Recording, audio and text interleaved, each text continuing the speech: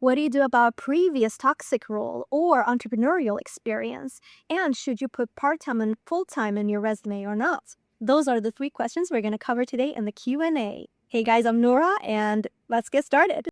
First question is, should I include a toxic role on my resume? Here's the thing with toxic roles is that it feels toxic to you, but what you can do is you can still add it to the resume without the feelings. So what you do is you can add it, you can add job descriptions to it, you can add any impact that you had, and for you, it feels triggering, it feels negative, but in the resume, make sure that it comes across as neutral and a job that you've had and you fulfilled the roles and responsibilities and you made impact, and that's it. You don't have to worry about them coming after you and trying to get references from that role or anything like that. That's not legal to do, and your resume info can't be go and contact anyone in your resume to ask what you did there or how you were. So don't worry about that. Add the role, even if it was toxic, because it's still experience, and then move on. All right, question number 2. Will entrepreneurial experience hurt my chances?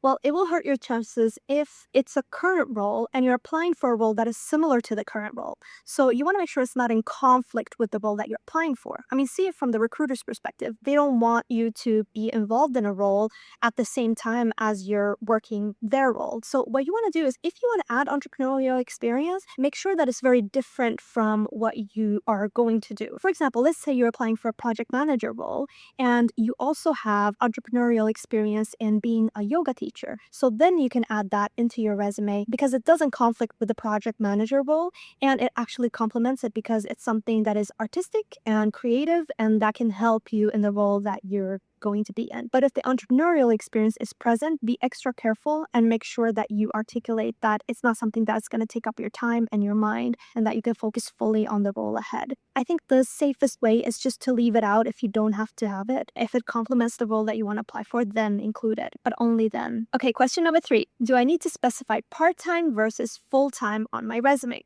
You don't have to do that on the resume. If you want, you can do that. If you've had multiple roles that are short, I've noticed that if we put part-time, then it makes sense that you've had multiple short roles because you do them simultaneously.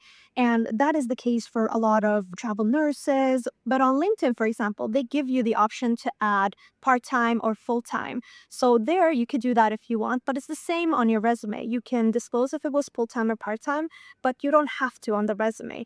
Later on, when they do ask you for the employment papers and the employment forms, then you have to write out if it was 40 hours, 20 hours, or if it was full-time and part-time. But only then. The resume is a branding document only, and so you don't have to worry about putting part-time or full-time there. Hope that helps.